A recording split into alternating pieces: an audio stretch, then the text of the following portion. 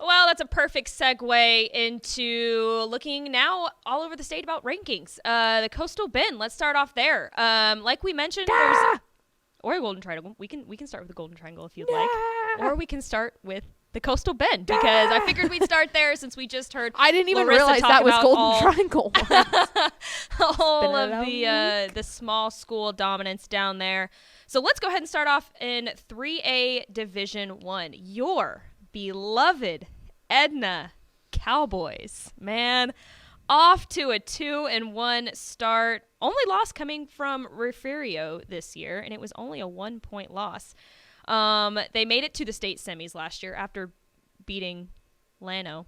Why did you have to say it? Like Because I didn't wanted need to be said. Because every single Edna Cowboy. It was fun. We were there. Let me hear it afterwards. I have heard enough of it. Correct. I wanted to say we were there too, and it was a fun atmosphere. I mean, the two towns really came in. Gathered together. And Jimmy Mitchell was so great afterwards. So He's like, "Hey, Pickle, you gonna quit talking crap now?" He didn't say that, but it was something along those lines. He was like, "Who let her in here?" I was like, "Yeah, fair, the fair assumption." But made it to the state semifinals last year, but ended up losing to Franklin, a respectable loss there, and they open up district play this week with London. So yeah, that's an underratedly good game. Jaden Clay has been great again, but the story of the Edna Cowboys team is just their offensive line is exceptional. Yes, I mean they're huge. They're so stinking big, massive. And when we walked into Rattler Stadium in San Marcos last year for the state semifinal, the regional final game, yes.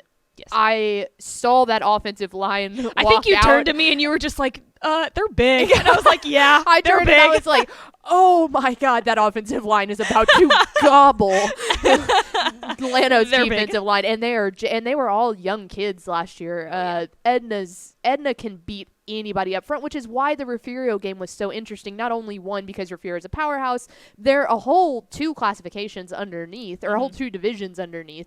But the thing that made it so interesting is Refugio is so fast. How was Edna going to be able to keep up with a team that fast? Right. Obviously, Refugio ended up getting the better of them, but they're not going to see a team that fast again. I don't think, if you look at the remainder of their schedule and their playoff stuff. So I think they're a team to watch for in the playoffs. I do too. They're going to make some noise. Anyway. Love you, Edna. You got to say it. Moving on down to 3A Division 2, number 3 Tidehaven. They're off to a hefty 3-0 start, and they've outscored opponents this season 144-0. They have not allowed a single point all season, which is just insane to me. And Rice Consolidated, they open up in district play this week again with Rice Consolidated. So definitely a team to keep your eye on. I mean, that's really just super. That's always just mind blowing to me when you see a team that has not allowed a single point, and we're already in week 5 of the season. Yeah, especially because they're not there were a couple teams they were supposed to beat by not by that much, but like Goliad, they beat Goliad 30-0. That's not a pushover in week 1 of the season. That defense has looked outstanding, and Coach Lucio will be the first person to tell you that too. That defense is nasty, but they're also really experienced. A lot of returners from last year's regional final run, and they knew heading at the end of last year that this was going to be a really good year for them. They've looked impressive with that defense so far. Oh yeah. And to round it out in the Coastal Bend region, 2A Division 1, Refugio checks in at number 2. They've got a 3-1 record already this season. Only loss coming to Hitchcock, which again is another respectable loss because Hitchcock is 3A Division 1. Correct. Yeah. And they're very good Huge. too. Yeah. Yeah. Very, very respectable loss there. And they're, like Larissa said, they were kind of young last year. And they returned 17 starters. So that's one thing that to definitely keep your eye on this season, because a lot of that experience is coming back from that state finals run last year, and they're only getting better. Yeah, they're scary because last year I talked to Jason Herring before the state championship game last year because I was on the desk with Bally, and if Coach Herring likes you, he calls you Hoss. And so all I remember is Herring going, "Well, listen here, Hoss. we're early. We did not expect to be here. We were not expecting to. Now, obviously, they always expect to be there, but he was like, we're way early. He goes, I knew for the next 2 years. Again, most of his athletes right now are sophomores. Right. But Ernest Campbell looks absolutely insane. That whole team, it's so fast. Yeah. But he knew last year they were early and should not have been there. Well, and Holly was just an unstoppable force, too. Oh, my God, So, like, yeah. no one was going to beat them, you know. No, again, and they were just much bigger than them. Right, and exactly. Holly could also play good enough defense that the speed didn't affect them like it affected a team like Edna previously this year. Right. But, yeah, Refugio and Timpson in the state semifinal is something that I desperately need in my life, and that game needs to be on a Thursday. Yes, we need to make the trip down there. And it needs to be on Texan Live, too.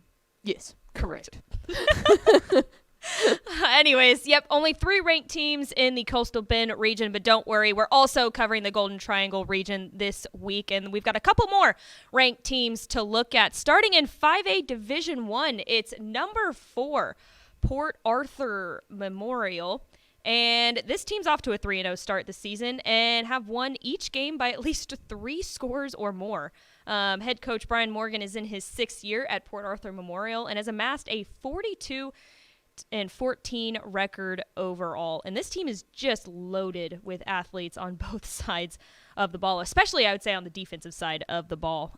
Both them and Barbers Hill are the only undefeated teams in District 8 5A Division 1, and they're actually going to play each other, of course, towards the end of October, I would say probably for that district title. So, again, only ranked teams in 8 5A Division 1, undefeated teams in 5A Division 1, and they'll play later in the October for the district title. That's such a fun district. That is such a fun district. Yeah. Between them,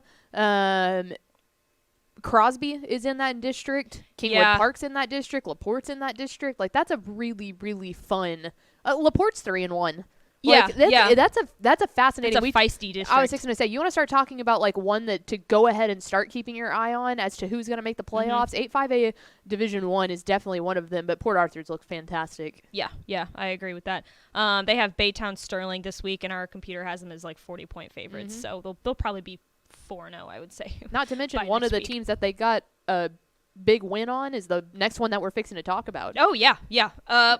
Perfect segue. Thank 5A Division 2, number 7, PNG, or Port Neches Groves. Indians off to a 2-1 start, of course, like you just mentioned. Their only loss coming from 5A Division 1 powerhouse Port Arthur Memorial. And, man, also talking about tough districts, they have Fort Bend Marshall this week, which is that's a very, very interesting matchup. That's probably one of the most enticing games across the entire state. 1,000%. Because if you remember back to last year, these teams, of course, met in the regular season because they're in the same district.